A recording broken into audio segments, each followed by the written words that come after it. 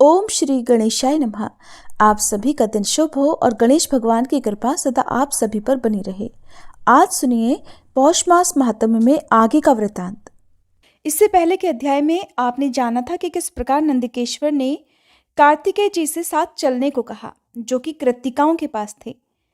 श्री नारायण जी कहते हैं, नारद, शंकर सुवन कार्तिकेय नंदिकेश्वर से ऐसा कहकर कि मैं भी आपके साथ चलता हूँ, शीघ्र ही कृत्तिकाओं को समझाते हुए नीतियुक्त वचन में बोले, माताओं, मैं देव समुदाय, बंधुवर्ग और माता को देखना चाहता हूँ, इसलिए शंकर जी के निवास स्थान पर जाऊंगा। इसके लिए आप लोग मुझे आज्ञा प्रदान करें। सारा जगत, शुभदायक जन्म कर्म, संयोग वियोग सभी देव के अधीन है। देव से बढ़कर दूसरा कोई बलि नहीं है। वह देव श्री कृष्ण के वश में रहने वाला है। क्योंकि वे देव से परे हैं, इसलिए संत लोग उन ऐश्वर्यशाली परमात्मा का निरंतर भजन करते हैं। अविनाशी श्री कृष्ण अपनी लीला से देव को बढ़ाने और घटाने में समर्थ हैं। उनका भक्त देव के वशीभूत नहीं होता, ऐसा निर्णित है। इसलिए आप लोग इस दुखदायक मोह का परित्याग कीजिए और जो सुखदाता, मोक्षप्रद, सार सर्वस्व, जन्म मृत्यु के भय के विनाश करता, परमानंद के जनक और मोहजाल के उच्छेदक हैं तथा ब्रह्मा, विष्णु और शिव आदि सभी देवगण जिनका निरंतर भजन करते हैं, उन गोविंद की भक्ति कीजिए। इस भवसागर में मैं आप लोगों का कौन हूं और आप लोग मेरी कौन है? संसार प्रवाह का वह सारा कर्म फेन की तरह पूंजीभूत हो गया है। वस्तुतः वह किसी का नहीं है। संयोग या वियोग ये सब ईश्वर की इच्छा से ही है। ऐसा कहकर ऐश्वर्यशाली कार्तिकेय जी ने उन कृत्तिकाओं को नमस्कार किया और फिर मन ही मन श्री हरि का ध्यान करते हुए शंकर जी के पार्षदों के साथ यात्रा के लिए प्रस्थान किया। इसी बीच उन्होंने एक उत्तम रथ को देखा। वह बहुमूल्य रत्नों का बना हुआ था, जिसे विश्वकर्मा जी ने भली भांति निर्माण किया था। उसमें स्थान स्थान पर माणिक्य और हीरे जड़े गए थे, जिससे उसकी अपूर्व शोभा हो रही थी। पारिजात पुष्पों की माला से वह सुशोभित था। मणियों के दर्पण और श्वेत चंवरों से वह अत्यंत उद्भासित हो रहा था। उसका वेग मन के समान था और श्रेष्ठ पार्षद उसे घेरे हुए थे। उस रथ को देवी पार्वती ने भेजा था। उस रथ पर कार्तिकेय जी को चढ़ते देखकर कृत्तिकाओं का हृदय दुख से फटा जा रहा था। दुख के मारे उनके केश खुलकर बिखर गए थे और वे पुत्र शोक से व्याकुल थीं। सहसा चेतना प्राप्त होने पर अपने सामने स्कंद अर्थात कार्तिकेय जी को देखकर वे अत्यंत शोक के कारण ठगी सी रह गईं। फिर वहीं भयवश उन्मत्त की तरह कहने लगी, हाय, अब हम लोग क्या करें, कहाँ चली जाएं? बेटा, हमारे आश्रय तो तुम ही हो। इस समय तुम हम लोगों को छोड़कर कहाँ जा रहे हो? ये तुम्हारे लिए धर्मसंगत बात नहीं है। हम लोगों ने बड़े स्नेह से तुम्हें पाला पोसा है, इसलिए तुम धर्मानुसार हमारे पुत्र हो। भला उपयुक्त पुत्र मातृ वर्गों का परित्याग कर दे, ये भी कोई धर्म है? ऐसा कहकर सभी कृत्तिकाओं ने कार्तिकेय जी को अपने सीने से लगा लिया और पुत्र वियोग जन्य दारुण दुख के कारण वे फिर से मूर्छित हो गई। मुने, फिर कुमार कार्तिकेय जी ने आध्यात्मिक वचनों द्वारा उन्हें समझाया और फिर उनके द्वारा पार्षदों के साथ वे उस रथ पर सवार हो गए। मुने, यात्रा काल में उन्होंने अपने सामने सांड, गजराज, घोड़ा, जलती हुई आग, भरा हुआ स्वर्ण कलश, अनेक प्रकार के पके हुए फल, पति पुत्र से युक्त स्त्री, प्रदीप, उत्तम मणि, मोती, पुष्पमाला, मछली और चंदन, इन मांगलिक वस्तुओं को, बाएं भाग में श्रृंगाल, नकुल, कुंभ और शुभदायक शव को और दक्षिण भाग में राजहंस, मयूर, खंजन, शुक, कोकिल, कबूतर, मांगलिक, चक्रवाक, कृष्णसार, मृग, सुरभि और शुभ पताका आदि को देखा। उस समय नाना प्रकार के बाजों की मंगल ध्वनि सुनाई पड़ने लगी। हरि कीर्तन और घंटा और शंख का शब्द होने लगा। इस प्रकार मंगल शकुनों को देखते और सुनते हुए कार्तिकेय जी आनंद पूर्वक उस मन के समान वेगशाली रथ के द्वारा क्षण मात्र में ही अपने पिता के मंदिर में जा पहुंचे। वहां कैलाश पर पहुंचकर वे अविनाशी वटवृक्ष के नीचे कृत्तिकाओं और श्रेष्ठ पार्षदों के साथ कुछ देर के लिए ठहर गए। उस नगर के राजमार्ग बड़े मनोहर थे। उन पर चारों ओर पद्मराग और इंद्रनील मणि जड़ी हुई थी। समूह के समूह केले के खंभे गड़े हुए थे, जिन पर रेशमी सूत में गुंथे हुए चंदन के पल्लवों की बंधनवार लटक रही थी। वह पूर्ण कुंभों से सुशोभित था। उस पर चंदन मिश्रित जल का छिड़काव किया गया था। असंख्यों रत्न प्रदीपों और मणियों से उसकी विशेष शोभा हो रही थी। वह सदा उत्सवों से व्याप्त, हाथों में दूब और पुष्प लिए हुए, वंदियों और ब्राह्मणों से युक्त तथा पति पुत्रवती साध्वी नारियों से समन्वित था।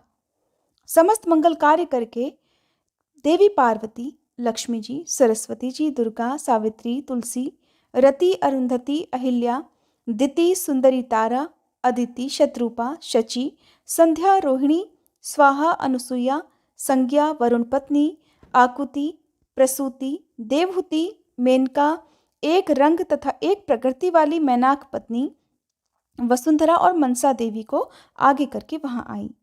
फिर देवगण, मुनि समुदाय, पर्वत, गंधर्व और किन्नर सब के सब आनंद मगन होकर कुमार के स्वागत में गए। महेश्वर भी तरह तरह के बाजों, रुद्रगणों, पार्षदों, भैरवों और क्षेत्रपालों के साथ वहां पधारे। फिर शक्तिधारी कार्तिकेय जी पार्वती जी को निकट देखकर हर्ष गदगद हो गए। उस समय वे तुरंत ही रथ से उतर पड़े और सिर झुकाकर उन्हें प्रणाम करने लगे। तब पार्वती जी ने कार्तिकेय को देखकर लक्ष्मी आदि देवियों, मुनि पत्नियों और शिव आदि सभी से यत्नपूर्वक परम भक्ति के साथ संभाषण किया, अर्थात वार्तालाप किया, और उन्हें अपनी गोद में उठाकर वे चूमने लगी। फिर शंकर जी, देवगण, पर्वत, शैलपत्नियों, पार्वती जी आदि देवियों तथा सभी मुनियों ने कार्तिकेय जी को शुभाशीर्वाद दिया। फिर कुमारगणों के साथ शिव भवन में आए। वहां सभा के मध्य में उन्होंने क्षीर सागर में शयन करने वाले भगवान विष्णु को देखा। वे रत्न आभूषणों से विभूषित होकर रत्न सिंहासन पर विराजमान थे। धर्म, ब्रह्मा, इंद्र, चंद्रमा, सूर्य, अग्नि, वायु आदि देवता उन्हें घेरे हुए थे। उनका मुख प्रसन्न था और उस पर थोड़ी थोड़ी मुस्कान की छटा छा रही थी। वे भक्तों पर अनुग्रह करने के लिए कातर हो रहे थे। उन पर श्वेत चवर डुलाया जा रहा था और देवेंद्र तथा मुनीन्द्र उनकी स्तुति कर रहे थे। उन जगन्नाथ को देखकर कार्तिकेय जी के सर्वांग में रोमांच हो आया। उन्होंने भक्तिभाव पूर्वक सिर झुकाकर उन्हें प्रणाम किया। इसके बाद ब्रह्मा जी, धर्म, देवताओं और हर्षित मुनिवरों में प्रत्येक को प्रणाम किया और उनका शुभ आशीर्वाद प्राप्त किया। फिर बारी बारी से सबसे कुशल समाचार पूछकर वे एक रत्न सिंहासन पर जा बैठे। उस समय पार्वती जी सहित शंकर जी ने ब्राह्मणों को बहुत सारा धन दान किया।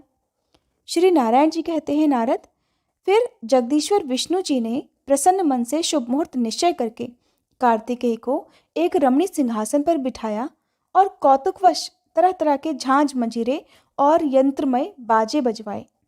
फिर अमूल्य रत्नों के बने हुए सैकड़ों घड़ों से, जो वेद मंत्रों द्वारा अभिषिक्त और संपूर्ण तीर्थों के जल से भरे थे, कार्तिकेय जी को हर्षपूर्वक स्नान कराया।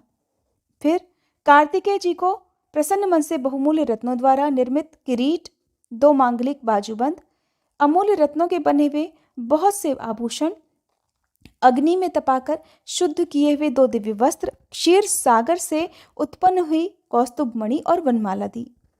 ब्रह्मा जी ने यज्ञ सूत्र, वेद, वेदमाता गायत्री, संध्या मंत्र, कृष्ण मंत्र, श्री हरि का स्तोत्र और कवच का मंडल, ब्रह्मास्त्र तथा शत्रु विनाशिनी विद्या प्रदान की। धर्म ने दिव्य धर्म बुद्धि और समस्त जीवों पर दया समर्पित की। शिव जी ने परमोत्कृष्ट मृत्युंजय ज्ञान, संपूर्ण शास्त्रों का ज्ञान, निरंतर सुख प्रदान करने वाला परम मनोहर तत्व ज्ञान, ब्रह्म ज्ञान, त्रिशूल, पिनाक, फरसा, शक्ति, पाशुपतास्त्र, धनुष और संधान संहार के ज्ञान सहित संहारास्त्र अर्पित किया। अन्य सभी देवतागणों ने भी अपनी अपनी शक्तियां और शुभाशीर्वाद उन्हें प्रदान किया। इसके बाद सभी देवतागण, मुनिगण और गंधर्व जगदीश्वरों को प्रणाम करके अपने अपने घर चले गए। नारद, इसके बाद शंकर जी ने नारायण, ब्रह्मा जी और धर्म की स्तुति की और फिर धर्म का आलिंगन करके परम प्रिय श्री हरि को मस्तक झुकाया। फिर शंकर जी द्वारा सत्कृत होकर शैलराज हिमालय गणों सहित प्रेम पूर्वक वहां से विदा हुए। इस प्रकार जो जो लोग वहां आए थे वे सभी आनंद पूर्वक प्रस्थान कर गए। तब महेश्वर देवी पार्वती जी के साथ बड़े आनंद से वहां रहने लगे। कुछ समय बीतने के बाद शंकर जी ने पुनः उन सभी देवों को बुलाकर विवाह विधि के अनुसार पुष्टि को महात्मा गणेश के हाथों समर्पित कर दिया। इस प्रकार दोनों पुत्रों तथा गणों के साथ रहती हुई पार्वती जी का मन बड़ा प्रसन्न था। जब सभी देवता गणों द्वारा कार्तिकेय जी का अभिषेक कराया जा रहा था, उस समय प्रजापति ने देवसेना को, जो रत्नाभरणों से विभूषित, परम विनीत, उत्तम शीलवती, मन को हरण करने वाली, अत्यंत सुंदरी थी, जिसे विद्वान लोग शिशुओं की रक्षा करने वाली महाषष्ठी भी कहते हैं, वैवाहिक विधि के अनुसार वेद मंत्रोच्चार पूर्वक कार्तिकेय जी को अर्पित कर दिया। नारद, इस प्रकार मैंने देवताओं का समागम, पार्वती जी को पुत्र प्राप्ति, कुमार कार्तिकेय का अभिषेक, उनका पूजन और विवाह तथा गणेश जी का विवाह, ये सारा वृतांत वर्णन कर दिया। अब तुम्हारे मन में कौन सी अभिलाषा है, फिर और क्या सुनना चाहते हो? नारद जी ने पूछा, महाभाग नारायण, आप तो वेद वेदांगों के पारगामी विद्वान हैं। परमेश्वर, मैं आपसे एक बहुत बड़े संदेह का समाधान करना चाहता हूँ। प्रभो, जो देवेश्वर महात्मा शंकर के पुत्र और विघ्नों के विनाशक हैं, उन गणेश्वर के लिए जो विघ्न घटित हुआ, उसका क्या कारण है? जब परिपूर्णतम परात्पर परमात्मा श्रीमान गोलोकनाथ स्वयं ही अपने अंश से पार्वती जी के पुत्र होकर उत्पन्न हुए थे, तब उन ग्रहाधिराज भगवान श्री कृष्ण के मस्तक का ग्रह की दृष्टि से कट जाना बड़े आश्चर्य की बात है। आप इस वृतांत को मुझे बतलाने की कृपा कीजिए कि ऐसा क्यों और किस प्रकार हुआ। श्री नारायण ने कहा, हे ब्राह्मण, विघ्नेश्वर का यह विघ्न जिस कारण से हुआ था, उस प्राचीन इतिहास को तुम सावधान होकर सुनो। नारद, एक समय की बात है। भक्त वत्सल शंकर जी ने माली और सुमाली को मारने वाले सूर्य पर बड़े क्रोध के साथ त्रिशूल से प्रहार किया। वह शिवजी के समान तेजस्वी त्रिशूल अमोघ था, इसलिए उसकी चोट से सूर्य की चेतना नष्ट हो गई और वे तुरंत ही रथ से नीचे गिर पड़े। जब कश्यप जी ने देखा कि मेरे पुत्र की आंखें ऊपर को चढ़ गई हैं और वह चेतनाहीन हो गया है, तब वे उसे छाती से लगाकर फूट फूट कर विलाप करने लगे। उस समय सारे देवताओं में हाहाकार मच गया। वे सभी भयभीत होकर जोर जोर से रोने लगे। अंधकार छा जाने से सारा जगत अंधीभूत हो गया।